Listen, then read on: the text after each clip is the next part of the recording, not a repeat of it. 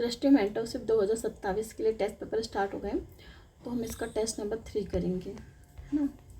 तो पहला क्वेश्चन क्या है, राष्ट्रकूट शासकों और उससे संबंधित घटनाओं के संबंध में निम्नलिखित युग्मों पर विचार करना है। तो बताना कौन सा सही है। दंती दुर्ग ने कीर्तिवर्मन को पराजित किया और शाही उपाधियाँ धारण की। तो ये पहला वाला सही है, क्योंकि दंती दुर्ग ना समनगढ़ उल्लेख में मिलता है, शिलालेख में उल्लेख मिलता है कि दंती दुर्ग ने बादामी के अंतिम चालुक्य शासक कीर्तिवर्मन द्वितीय को पूरी तरह पराजित किया। और उसके बाद उसने कौन कौन सी उपाधियाँ धारण करी, पृथ्वीराज, महाधिराज, परमेश्वर और परम भट्टाचारक, ये शाही उपाधि धारण करी। अब दूसरा क्या बोल रहा है कि इंद्र तृतीय ने हिमालय से कैप कोपरियन तक अपनी यात्रा की। तो ये इसने नहीं करी थी, ये किया था गोविंद तृतीय। यहाँ पे इंद्र नहीं आएगा, यहाँ पर गोविंद तृतीय ने किया था, ठीक है। तो यानी ये वाला गलत हो गया। फिर बोल रहे हैं कि क्या कृष्ण तृतीय ने परांगतम प्रथम को पराजित किया और रामेश्वरम में विजय स्तंभ निर्माण करवाया। तो ये भी सही है, ठीक है। ठीक है, और यहाँ पे एक मंदिर का निर्माण भी करा, विजय स्तंभ, ठीक है। तो इसका आंसर 1 और 3 हो जाएगा। आगे, राजपूत शासकों की राजनीतिक और सैन्य संगठन के संबंध में निम्नलिखित कथनों पर विचार कीजिए। पहला, उनके पद वंशानुगत होते थे, मंत्री के जो पद होते थे वो वंशानुगत होते। तो ये सही है, क्योंकि क्या होता था कि अधिकारियों में समानता राजपूत, राणका, ठाकुर, सामंत, महासामंत और राउत जैसे सामंती उपाधियाँ थी, इसलिए वो क्या होती थी, वंशानुगत होती। तो पहला सही है। दूसरा बोल रहा है कि राजपूत सेना के पास तुर्कों की तुलना में बेहतर घुड़सवार और तीर होते। तो ये गलत है, क्योंकि उनके पास नहीं होते थे राजपूतों के पास, ठीक है। अगला बोल रहा है कि राजपूतों ने मुजनिक और अरदास जैसे घेराबंदी उपकरणों का प्रयोग किया। कौन इसका घेराबंदी उपकरण क्या है, मुजनिक और अरदास, ठीक है। और जिसका ज्ञान उन्हें अरबों और तुर्कों से प्राप्त हुआ था। तो ये भी सही है। तो इसका भी आंसर क्या हो जाएगा, पहला और तीसरा, यानी बी। अगला बोल रहा है चोल वंश के राजस्व प्रशासन के संबंध में निम्नलिखित पर विचार कीजिए। गणक की कानून और व्यवस्था बनाए रखने के उत्तराधिकारी सैन्य अधिकारी थे। गणक की कानून और व्यवस्था बनाए रखने के लिए उत्तरदायी सैन्य अधिकारी थे। तो पहला सही नहीं है, क्योंकि ये ना सैन्य अधिकारी नहीं थे, ये लेखा अधिकारी थे। क्या थे, ये लेखा अधिकारी होते थे उनके टाइम पीरियड में। उसके बाद अगला बोल रहा है कि तिलक्कम भू राजस्व का विभाग था। तो ये सही है। फिर वरीपोट्टम ये भू अधिकारों का रिकॉर्ड था, ये भी सही है। तो इसका आंसर 2 और 3 हो जाएगा, यानी बी। अगला क्वेश्चन है 4th नंबर। चोल शासन काल में क्या बोल रहा है अगला क्वेश्चन है चोल काल के दौरान विशिष्ट नगर के बताना है कि विचार में विचार कीजिए। तो सालिया नगरम ये क्या था, ये बुनकर सह व्यापारियों से संबंधित था। तो इसका जो है ना ये वाला सही है कि ना सालिया ग्राम क्या था, बुनकर सह व्यापारियों से संबंधित था। दूसरा बोल रहा है पराग नगरम विदेशी व्यापारियों का संगठन को संदर्भित करता है। तो ये भी इसका उत्तर, ये भी सही है, ये कथन भी सही है। तो इसका आंसर क्या हो जाएगा, इसका आंसर हो जाएगा सी। उसके बाद अगला बोल रहा है इसको हमको मिलाना है चोल मंदिरों की स्थापत्य विशेषताओं के संबंध में निम्नलिखित कथनों पर विचार कीजिए। तो इसका आंसर है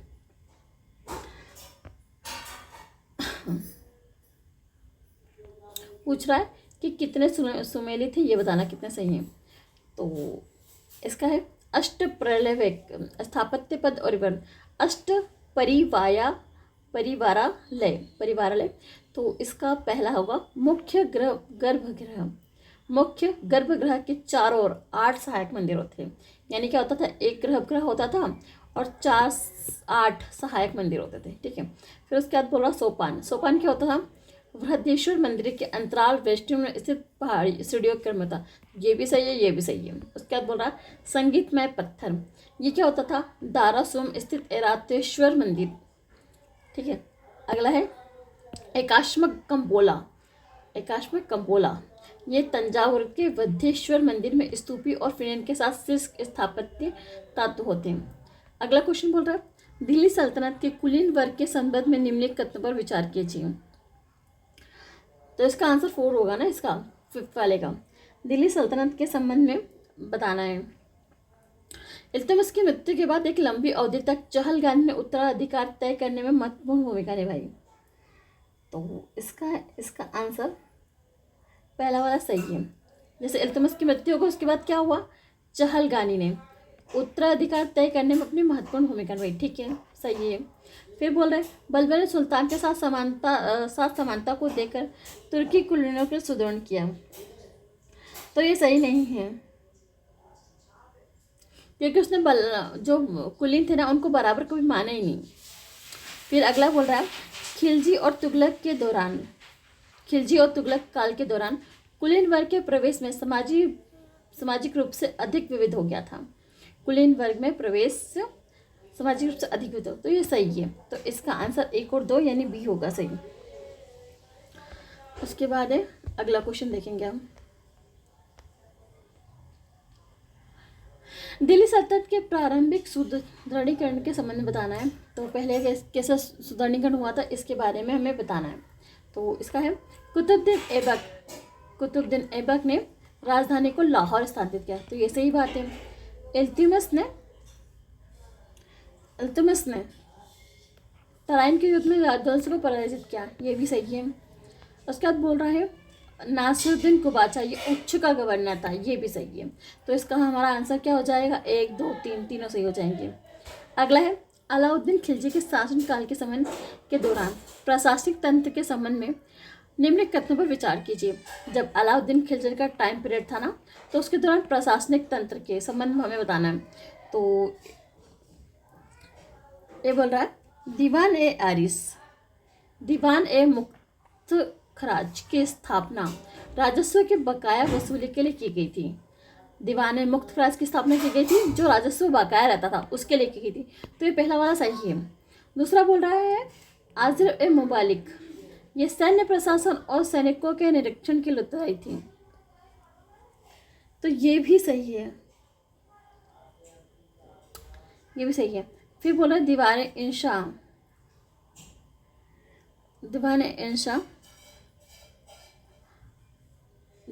ये धार्मिक संस्थानों को दिए जाने अनुदान का पर्यवेक्षण। तो ये गलत है, क्योंकि इंशा जो था ना वो पत्र से रिलेटेड था, पत्राचार से। क्या बोल रहे हैं कि जो दीवान इंशा था ना ये प्रांतीय सरकारों और अन्य सरकारों के बीच आधिकारिक पत्राचार संबंध था। ठीक है, अगला तो इसका आंसर 1 और 2 हो जाएगा यानी ए।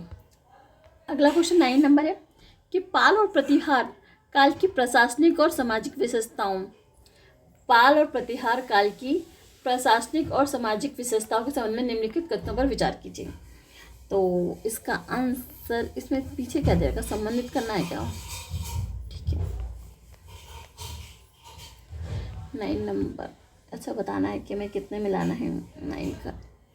ठीक है,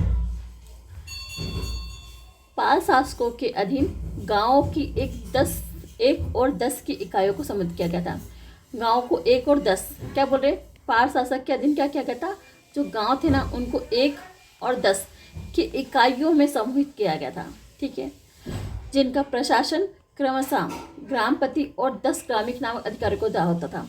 यानी ये जो इकाइयाँ थी ना इनका प्रशासन कौन संभालता था? ग्रामपति और 10 ग्रामीण नामक अधिकारी। उसके बाद बोल रहा है प्रतिहारों के विभिन्न पाल शासकों ने। तो ये पहला वाला सही है, क्योंकि क्या था? ग्रामपति और 10 ग्रामीण क्या होते थे? ये इकाइयों को संभालते थे। उसके बाद पूछ रहा है अगला है दूसरा वाला इसका स्टेटमेंट, प्रतिहारों के विपरीत पाल शासकों के अधीन उप समांतीकरण की प्रथा का कोई महत्वपूर्ण पुरालेखीय साक्ष्य नहीं मिलता। तो ये भी सही है कि प्रतिहारों के बीच कोई भी साक्ष्य नहीं मिलता समांतीकरण का। किसमें? प्रतिहारों में। अगला बोल रहा है कि 13वीं शताब्दी तक राजपुत्र शब्द का राजनीतिक अर्थ विकसित होकर वंशानुगत श्रेणी बन गया था, जिसमें राजा से लेकर लघु जमींदार कोटि के व्यक्ति शामिल हो। तो ये ऐसे गलत लग रहा है, तो इसका आंसर क्या हो जाएगा? 1 और 2, यानी केवल ए। 10वां क्वेश्चन देखते हैं। अलाउद्दीन खिलजी के, इसमें हमें पूरा बताना स्टेटमेंट।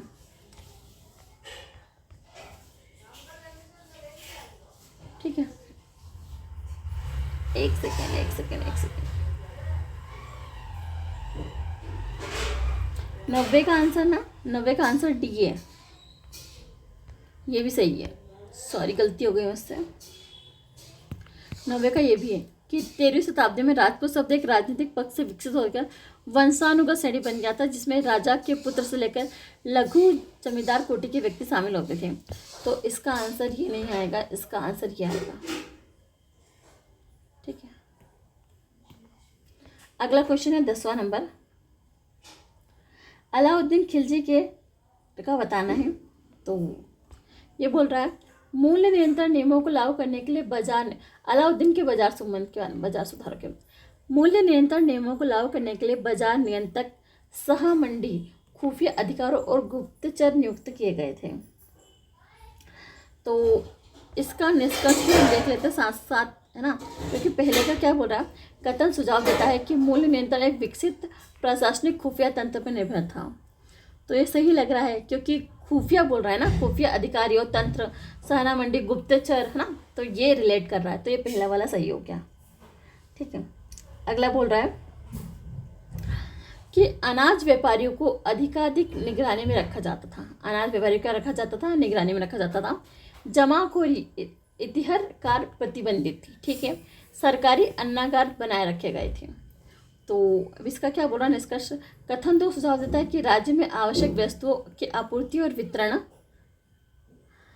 विनियमित करने का प्रयास किया। तो सही बात है, अगर जमाखोरी में प्रतिबंध लगाएंगे और सरकारी गवर्नमेंट चीज़ें बनाएंगे, सरकारी अन्नागार बनाए गए, तो उनको विनियमित करने का भी क्या, आपूर्ति यानी जमाखोरी भी ना हो, वितरण, दोनों का ध्यान रखा।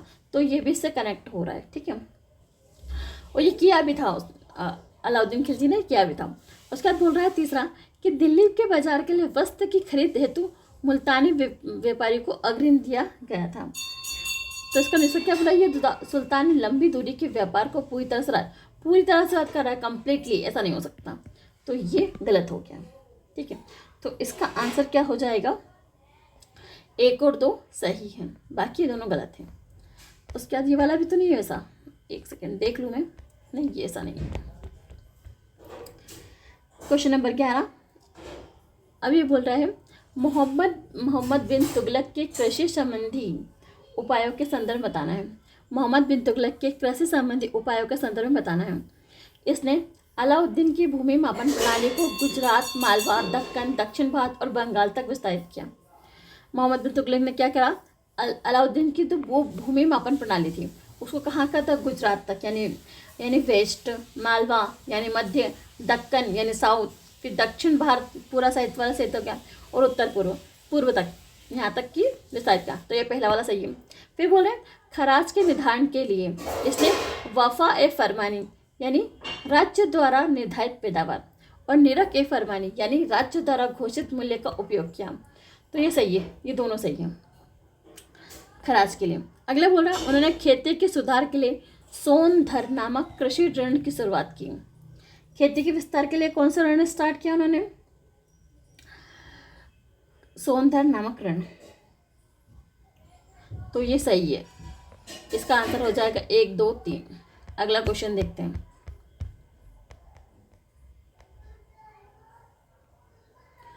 दिल्ली सल्तनत के संदर्भ में हमें बताना है, कथन पर विचार करना। दिल्ली सल्तनत पर तुर्क अफगान मूल रूप से 5 क्रमिक राजवंशों ने शासन किया। दिल्ली सल्तनत पर तुर्क अफगान मूल के कितने 5 क्रमिक राजवंशों ने शासन किया। तो सही बात है ये, क्योंकि इसका क्या हुआ था जब 1192 में राजा पृथ्वीराज चौहान की हार के बाद हुआ इसका गठन। उन्होंने उत्तर पश्चिम भारत के कुछ भागों पर शासन किया। दिल्ली सल्तनत में तुर्क अफगान के मूल का 5 क्रमिक विधि शासन है, जिसमें कौन सा था? मामूली, खिलजी, तुगलक, सैयद, लोधी। ठीक है।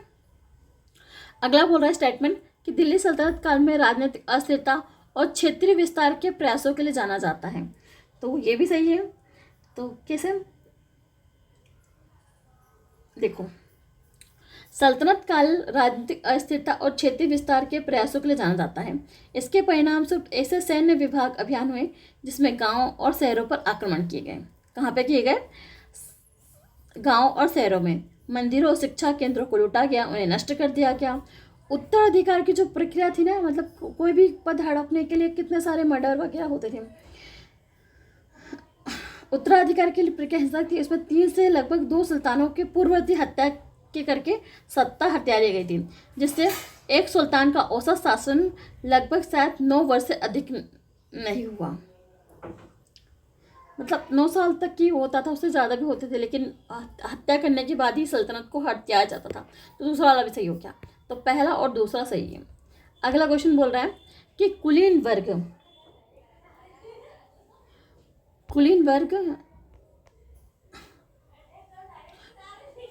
वर्ग पर केंद्रीय नियंत्रण के संदर्भ में विचार करना है।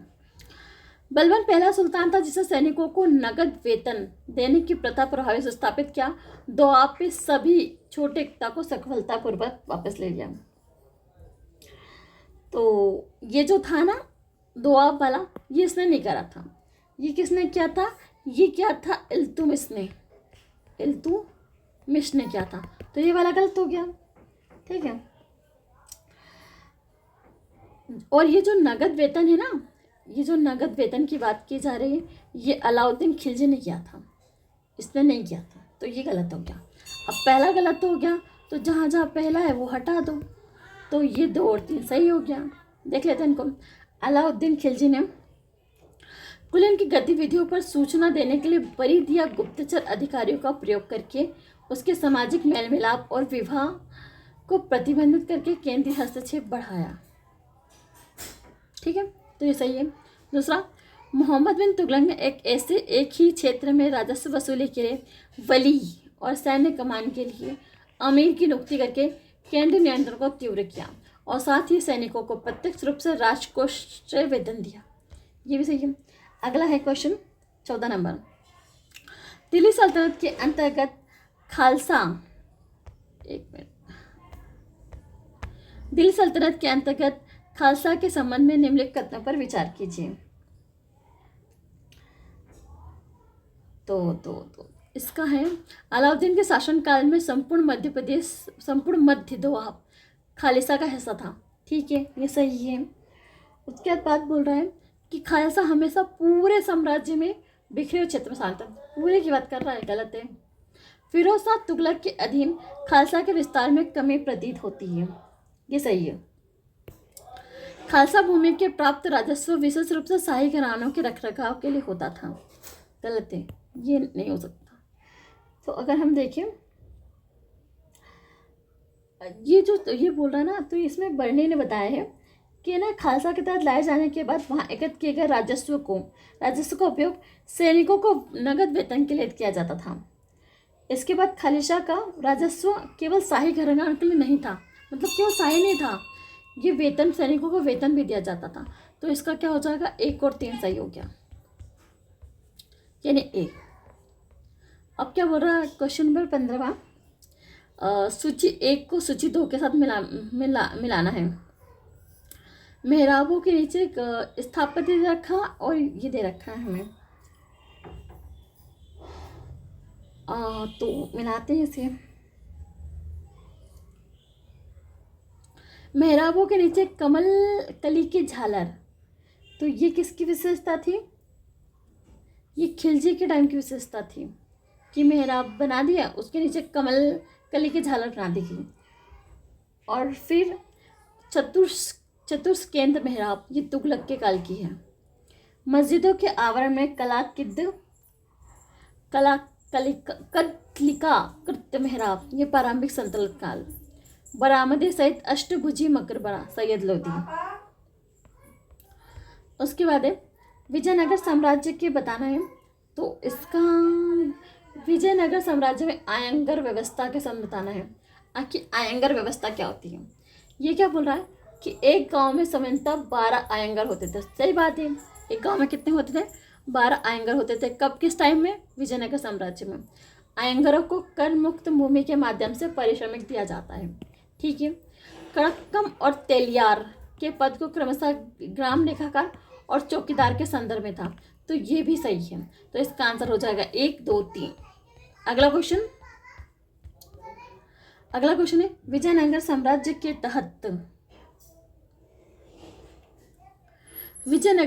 के तहत मंदिर अर्थव्यवस्था के संदर्भ में बताना है।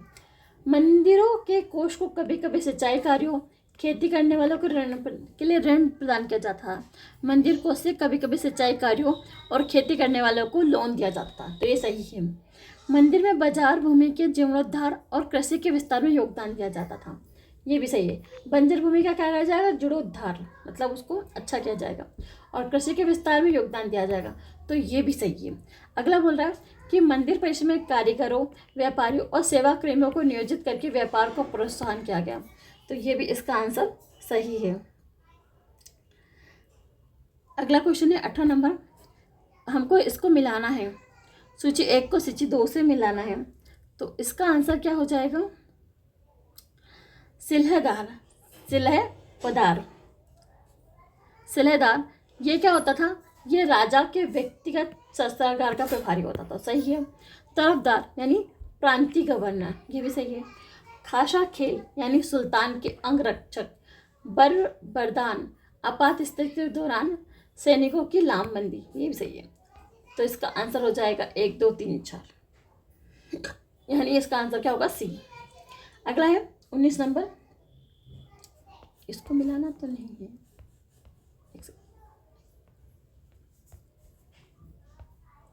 19 नंबर। सहमुद्दीन शाह द्वारा शैव शास्त्र को प्रतिष्ठित करने के बाद कश्मीर सल्तनत का उदय हुआ। तो ये सही बोल रहा है कि शमसुद्दीन ने क्या किया था? शैव शासक को मतलब हटा दिया था। उसके बाद कश्मीर में सल्तनत का उदय हो गया था। फिर गुजरात सल्तनत का उदय कब हुआ? जब जफर खान ने तैमूर के आक्रमण के बाद स्वतंत्रता की घोषणा कर दी। ये भी सही है। हाजी इलियास खान द्वारा इलियास शाही वंश के अंतर्गत बंगाल को एकजुट हाजी इलियास खान द्वारा इलियास शाही राजवंश के तहत बंगाल को एकजुट करने के बाद बंगाल सल्तनत का उदय हुआ। ये भी सही है। मोहम्मद बिन तुगलक के खिलाफ विद्रोह करने के बाद हरिहर बुक्का ने मालवा सल्तनत की स्थापना की। तो ये गलत है, क्योंकि मालवा सल्तनत की स्थापना किसने की थी? दिलावर खां घोरी ने, जो मालवा में हुई थी। और ये जो है ना हरिहर बुक्का ने इन्होंने तो विजय साम्राज्य की स्थापना की थी ना, विजयनगर साम्राज्य की। तो इसका आंसर केवल 1, 2, 3 होगा, चौथा वाला गलत है। अगला बोल रहा है कि पानीपत के युद्ध के बारे में बताना है। बाबर की सेना इब्राहिम लोदी की सेना की संख्या में अधिक थी। नहीं, ऐसा नहीं है। बाबर की सेना कम थी, इब्राहिम की सेना ज़्यादा थी। ठीक है, तो ये गलत हो गया। अब बोल रहा है बाबर ने तोपखानों के साथ ऑटोमन या रूमी पद्धति का उपयोग किया। हाँ, ये बात सही है। फिर बाबर की रक्षात्मक स्थिति को सुदृढ़ करने के लिए खाइयों और अवरोधों का प्रयोग किया गया था। ये भी सही है। तो इसका आंसर क्या हो जाएंगे? केवल 2। अगला क्वेश्चन है 21 नंबर कि सर्वप्रभुता संपन्न शासक बनने के बाद शेरशाह अपनाई गई नीतियों के संदर्भ में निम्नलिखित कथनों पर विचार कीजिए। उसने मालवा और बुंदेलखंड के खिलाफ एक सैन्य अभियान चलाया।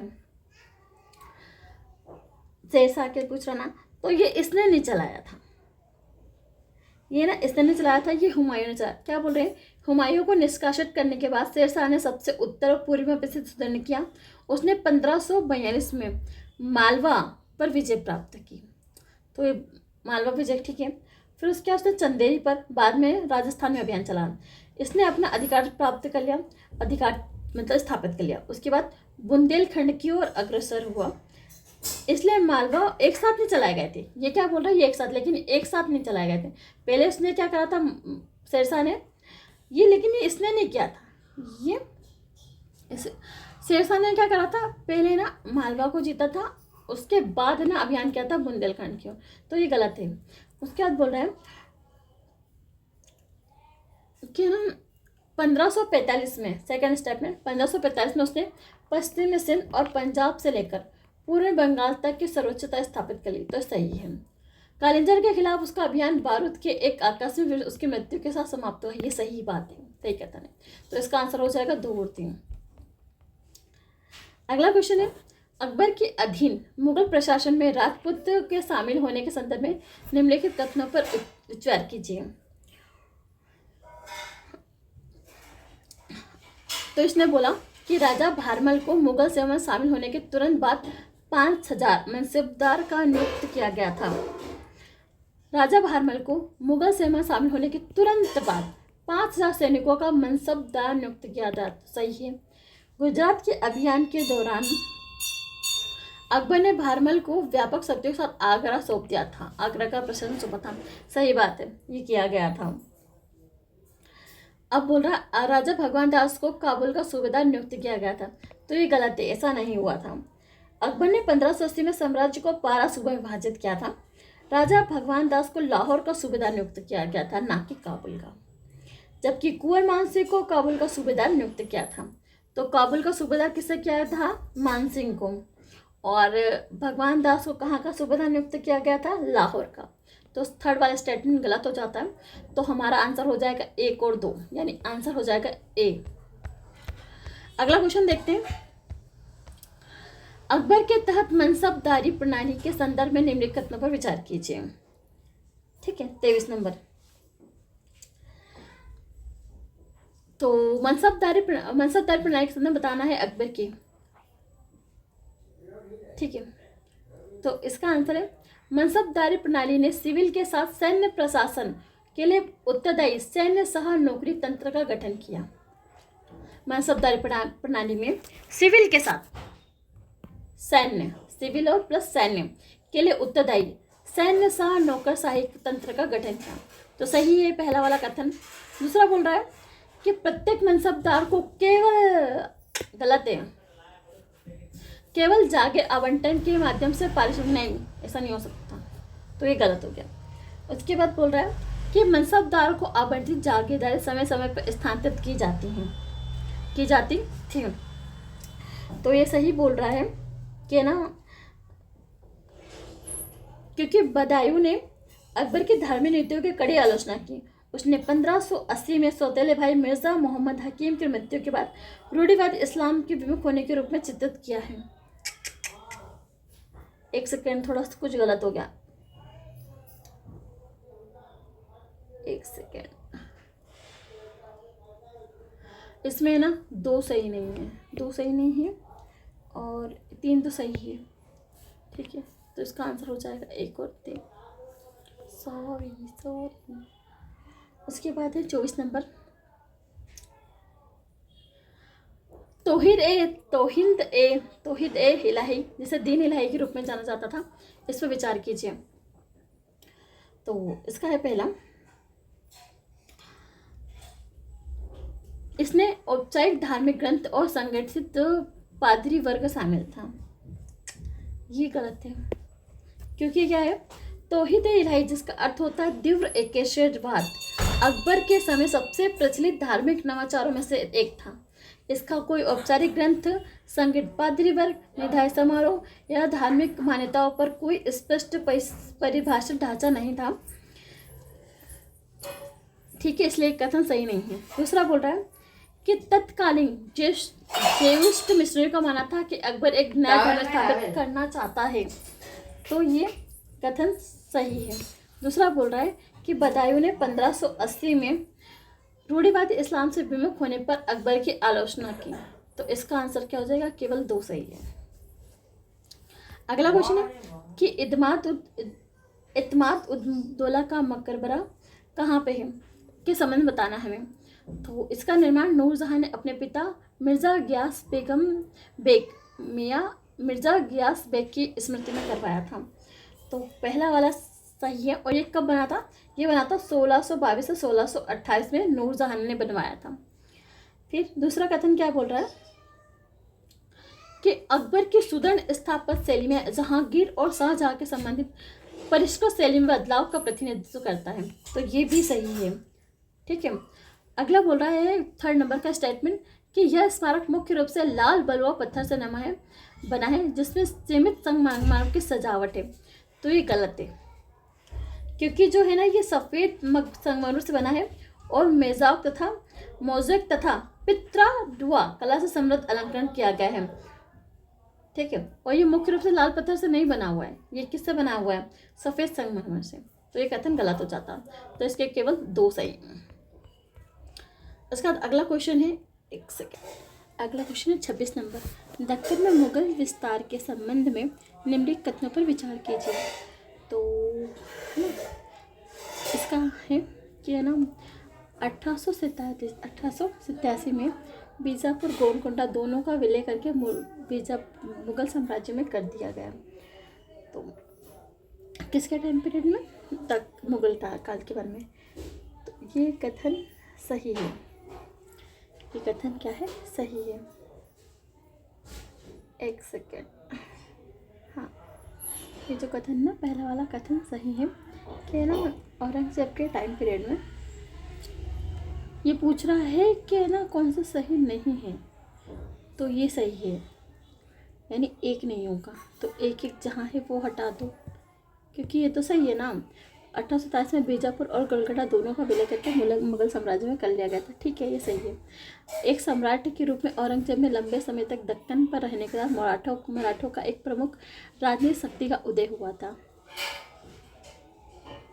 और ये दूसरा बोल रहा तो औरंगजेब के सम्राट बनने से पहले ही शाहजहां ने बीजापुर और गोलकोंडा को मिला लिया था। तो ये भी गलत है, ये भी गलत है। तो कौन सा सही हो जाएगा? 2 और 3। अगला क्वेश्चन है सूची 1 को सूची 2 से सम्मिलित कीजिए। चित्रकार और विवरण। तो इसका है मीर सैयद अली।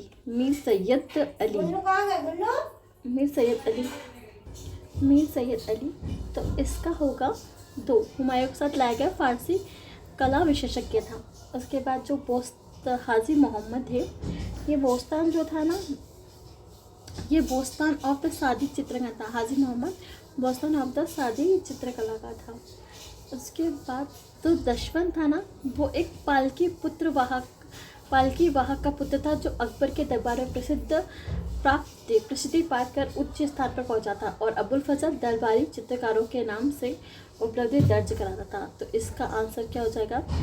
1 का ये 2 है, 2 का 1 है, तो ये हो जाएगा इसका आंसर बी वाला। अगला क्वेश्चन है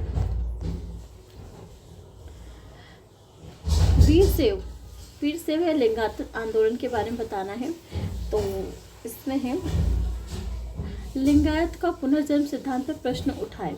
लिंगायतों ने पुनर्जन्म के सिद्धांत पर, तो ये सही है, उन्होंने किसे पुनर्जन्म के सिद्धांत पर प्रश्न उठाए थे। दूसरा बोल रहा है कि उन्होंने धर्मशास्त्र के रूप में दाह संस्कार को अनिवार्य रूप से धारित किया। तो ये गलत है। अब जहाँ पे 2 है उसे काट दो। ठीक है। फिर बोल रहा है कि उसने क्या बोला है, उन्होंने विधवा पुनर्विवाह किशोरावस्था के बाद विवाह जैसी प्रथाओं का समर्थन दिया। तो ये सही है। तो इसका आंसर हो गया 1 और 3 यानी ए। अब बोल रहा है अगला क्वेश्चन बोल रहा है कि इसमें मिलाना है, कितने सुमेलित थे ये बताना है। तो सिलसिला दे रखा और उसकी विशेषता दे रखा। चिश्ती क्या है? प्रेम और सहिष्णुता पर बल दिया गया था और उनके विश्वास की परवाह किए बिना शिष्यों को स्वीकार किया गया था। चिश्ती संप्रदाय में क्या हुआ? चिश्ती सिलसिले में प्रेम और सहिष्णुता पर बल दिया गया था, उनके विश्वास की परवाह किए बिना शिष्यों को स्वीकार किया गया था। ठीक है, ये सही है। सुहारवर्दी क्या था? राज्य अनुदान स्वीकार किए गए और विद्वता को रईसमर्दी के साथ समृद्धि दर्शाया। ये भी सही।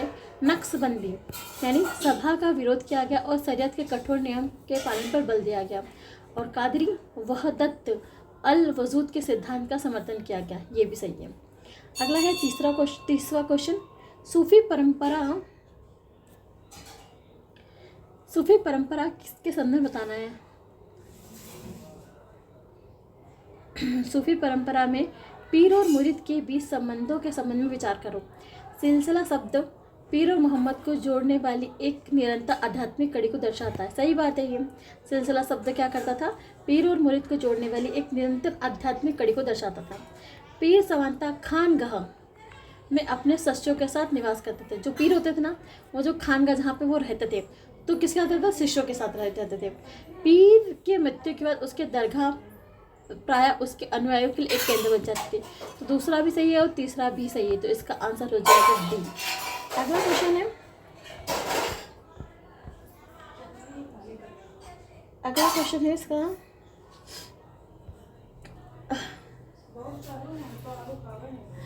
सूची एक को सूची एक के संतों को सूची दो में दिए गए उनकी विशेषताओं से समझिए।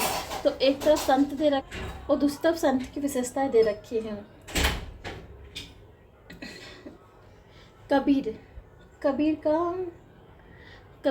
तो कबीर निर्गुण से है, तो इसका हम इससे मिला देंगे। कबीर निर्गुण भक्ति जिन्होंने जातिगत भेदभाव और मूर्ति पूजा की आलोचना की। फिर गुरु नानक ने क्या था? मूर्ति पूजा का खंडन किया और अवतारवाद के सिद्धांतों को खारिज कर दिया। फिर इसका सी वाला देखो कौन सा होगा? सी वाला होगा, इन्होंने सगुण भक्ति जिन्होंने जाति प्रथा और ब्राह्मणों की सर्वोच्चता का समर्थन किया। और फिर कृष्ण जहाँ भी आ जाएगा वो कहाँ जाएंगे? मीराबाई। तो इसका आंसर हो जाएगा पहले का तीसरा, दूसरे का पहला और तीसरे का चौथा और डी का क्या आ जाएगा? दूसरा। तो इसका आंसर हो जाएगा ए। अगला है, शिवाजी के प्रशासन और सैन्य गठन के संबंध में निम्नलिखित कथनों पर विचार कीजिए। तो इसका आंसर क्या आएगा बताओ? देखो, अष्टप्रधान पूर्ण रूप से शिवाजी का नवाचार था। नहीं, ऐसा नहीं है, क्योंकि अष्टप्रधान नवाचार नहीं, क्योंकि पेशवा, मंजूमदार, व्याख्यानवीस, दरबीर, सुनवीर जैसे पद पहले दक्कनी शासकों के अधीन थे, मतलब दक्कन में स्टार्ट हुआ था। इसके अतिरिक्त सारे नौबत या सैन्यपति सैन्य कार्य करते थे। अगला है, पंडित राव और न्यायाधीश के अतिरिक्त अष्टप्रधान के अन्य सदस्यों को सैन्य अभियानों में भाग लेना होता था। तो दूसरा वाला ये सही है, क्योंकि पंडित राव न्यायाधीश के अतिरिक्त अष्टप्रधान के अन्य सदस्यों को भाग लेना होता था इसमें। फिर अगला स्टेटमेंट है कि शिवाजी के अधीन अष्टप्रधान ना तो वंशानुगत थे ना ही स्थायी, वे राजा के प्रसाद पर्यंत पद धारण करते थे। तो ये सही है, क्या ना, प्रसाद पर्यंत बने रहते थे जब तक शिवाजी चाहते थे। तो इसका आंसर हो जाएगा 2 और 3।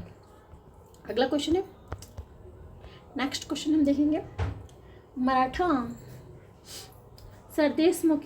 राजस्व वसूली के संदर्भ में बताना है। निम्नलिखित कथनों पर विचार कीजिए। मराठा चौथ की तुलना में निर्धारित राजस्व के बड़े हिस्से का प्रतिनिधित्व करती थी। तो ये सही नहीं है, क्योंकि क्या होता था, जो चौथ होती थी ना, वो निर्धारित राजस्व का 25% होती थी, जबकि जो सरदेश मुखी होता था ना, वो सामान्यतः 10वें हिस्से यानी 10% के बराबर होती थी, और ये सरदेश मुखी अपेक्षाकृत कम वसूली की जाती थी। तो ये स्टेटमेंट पहला वाला गलत हो गया। उसके बाद बोल रहे हैं कि पेशवा के अधीन पूर्व में मुगल नियंत्रण वाले क्षेत्रों में चौथ और सरदेश मुखी वसूली को व्यवस्थित किया गया था। तो दूसरा सही है, तो उसका आंसर केवल 2 हो जाएगा। अगला क्वेश्चन है 34 नंबर, इसका आंसर सिंधिया हाँ, इसको मिलाना है। मराठा घराना और शक्ति केंद्र। सिंधिया कहाँ पे थे? ग्वालियर में, होलकर इंदौर में, गायकवाड़ बड़ौदा में, नहीं एक मिनट, गायकवाड़ बड़ोदरा में थे, और भोसले कहाँ पे थे? नागपुर में। तो इसका ए का टू तो यही वाला होगा, बी इसका आंसर। अगला है 35, 28 शताब्दी के दौरान मराठा शक्ति के विस्तार के संबंध में निम्नलिखित कथनों पर विचार कीजिए। इसे कैसे इसे दे रखा ना, ठीक है। तो ठीक है, मराठा साम्राज्य के विघटन का लाभ उठाकर मराठों ने मालवा, गुजरात, बुंदेलखंड जैसे क्षेत्रों में उत्तर की ओर विस्तार किया। मुगल साम्राज्य के विघटन का लाभ उठाकर मराठों ने मालवा, गुजरात और बुंदेलखंड की, सही बात है। फिर अगला बोल रहा है कि 1750 के दशक की शुरुआत तक पेशवा ने गुजरात राजस्व के एक बड़े भाग पर गायक राजवंश के अधिकारियों को मान्यता दी। तो ये भी सही है। क्या बोल रहे हैं कि जो साहू की मृत्यु हो गई थी ना, उसके बाद पेशवा शक्तिता के अधिक उदय के बाद बड़ौदा के गायकवाड़ से स्थिति सुदृढ़ हुई और फिर ये चीज़ें क्या हुआ था, 1750 के दशक में शुरुआत में पेशवा ने गुजरात के राजस्व के एक बड़े भाग पर गायकवाड़ राजवंश के अधिकारों को मान्यता दे दी थी। उसके बाद अगला स्टेटमेंट, 18 शताब्दी के उत्तरार्ध के दौरान महाजी सिंधिया ने दिल्ली, आगरा, राजस्थान, गुजरात में भी प्रयुक्त के साथ, यही बात सही है। तो तीनों के तीनों स्टेटमेंट क्या हो जाएंगे, सही। तीनों स्टेटमेंट क्या भी सही होंगे। अच्छा, डी में, ठीक है। अगला क्वेश्चन है 36 नंबर क्वेश्चन, मुगल कालीन विदेशी व्यापार के संदर्भ में कथनों का विचार करना है। तो इसका है, वस्त्र, चीनी, सोरा, अफीम महत्वपूर्ण निर्यात वाली वस्तुएं थी, ठीक है। घोड़े, चीनी मिट्टी की वस्तुएं, चांदी भारत के आयतों पर सीमित थी। घोड़े, चीनी की वस्तुएं और चांदी भारत के आयतों में शामिल थी। ये भी सही है, सही लग रहा है, ठीक है। इसके बाद बोल रहे हैं कि भारत ने मध्य एशिया से बड़ी मात्रा में सूती वस्तुओं का आयात किया। भारत तो खुद ही सूती वस्त्र का केंद्र था ना, ये नहीं हो सकता। फिर यूरोपीय व्यापारिक कंपनियों के आगमन के बाद यूरोप के साथ व्यापार प्रारंभ हुआ, सही है। तो इसका आंसर हो जाएगा 1, 2, 3, 4 यानी ए। उसका अगला क्वेश्चन है, मुगल साम्राज्य के पतन के दौरान मुगल सेना में संदर्भ में निम्नलिखितों पर विचार कीजिए। तो मुगल सेना में तेजी से ऐसे भ्रतक सैनिकों की संख्या बढ़ती जा रही थी जो मुख्य रूप से व्यक्तिगत लाभ के लिए सेवा करते थे, ये सही बात है। सुदृढ़ सेना अनुशासन के प्रतिकूल परिस्थितियों के दौरान सैन्य पलायन को रोका, गलत है। देखो, मुगल सेना कमजोर अनुशासन से ग्रस्त थी। प्रतिकूल सैन्य परिस्थितियों के दौरान सैनिकों का पलायन, दृढ़ संकल्प की कमी, अनुपयुक्त समन्वय सामान्य हो गया था, तो ये गलत है। उसका तीसरा है, किसी कमांडर की मृत्यु या उसके लापता होने पर प्राय सैनिकों के बीच घबराहट और अचानक भगदड़ मच जाती थी, तो ये सही बात है, ऐसा होता था। तो इसका आंसर 37 का क्या हो जाएगा, बी। केवल 2 सही है। नायनरों और अल्वारों के तथा भक्ति परंपरा के विकास के संदर्भ में निम्नलिखित कथनों पर विचार कीजिए। इसका आंसर कैसे दे रखा है, एक सेकेंड।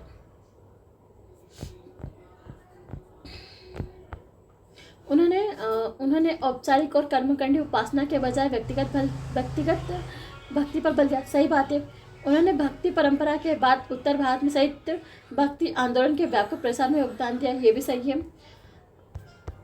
उन्होंने भागवत पुराण वैष्णव परंपरा के विकास के एक महत्वपूर्ण कारक सिद्ध हुआ, ये भी सही है। उन्होंने धार्मिक विचारों को संप्रेषित करने के लिए क्षेत्रीय भाषा का प्रयोग किया, ये गलत है। तो इसका आंसर हो जाएगा 1, 2, 3। अगला क्वेश्चन है, भारतीय मंदिर स्थापत्य के संबंध में निम्नलिखित कौन सा कथन सही है। तो 39 का बताओ, क्या है मंदिर स्थापत्य के संबंध बताना। तो पहला क्या बोल रहा है, उत्तर भारत या इंडो आर्यन शैली में सामान्यतः गोलाकार शीश यानी गोलाकार ऊपर होता था और वर्क रेखीय रूप शिखर को प्राथमिकता दी जाती। तो ये नागरशाली जैसे बोल रहा है, ठीक है, तो ये सही है। इसलिए दक्षिण से अलग होता था, ठीक है। अब उसके बाद बोल रहा है कि दक्षिण तथा द्रविड़ शैली में सामान्यतः आयताकार काटे हुए पिरामिड के आकार के शिखर होते थे, ठीक है, पिरामिड टाइप के, तो ये भी सही है। फिर द्रविड़ स्थापत्य के उत्तरी चरण में मुख्य गर्भगृह के ऊपर शिखर से अधिक प्रवेश द्वार पर स्थित मीनार पर बल दिया जाना, ये गलत है, क्योंकि द्रविड़ स्थापत्य के उत्तरवर्ती काल में मुख्य गर्भगृह के ऊपर स्थित शिखर से अधिक प्रवेश द्वार पर मीनार पर बल दिया जाने लगा। यह प्रवेश ऊंचे गोपुरम के रूप में विकसित हुए, जो प्राय केंद्रीय मंदिर के सामान्य शिखर से भी ऊंचे होते थे। तो ये वाला गलत है, तो इसका आंसर 1 और 2 हो जाएगा, यानी ए। अब हमें सुमेलित करना है कि बताना है कौन सा किसका सही है, ठीक है। तो कंदरिया महादेव मंदिर खजुराहो लगभग 1000 सही है। उसके बाद है राजेश्वर तंजौर मंदिर 900, ये गलत है, क्योंकि ये जो तंजौर का है ना, ये 1012 में बना था। उसके बाद सूर्य का कोणार्क मंदिर ये सही है। ये कब बना था? 1250। उसके बाद अगला कोई, तो इसका आंसर क्या हो जाएगा? 1 और 3।